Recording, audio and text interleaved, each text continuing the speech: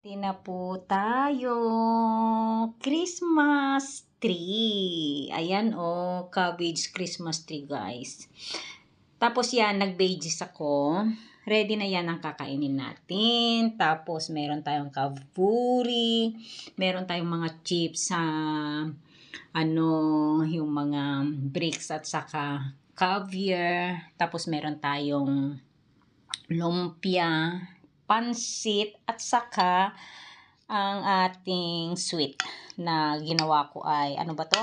Yung ano lang yan guys, lagyan ko siya ng kamuting kahoy yan.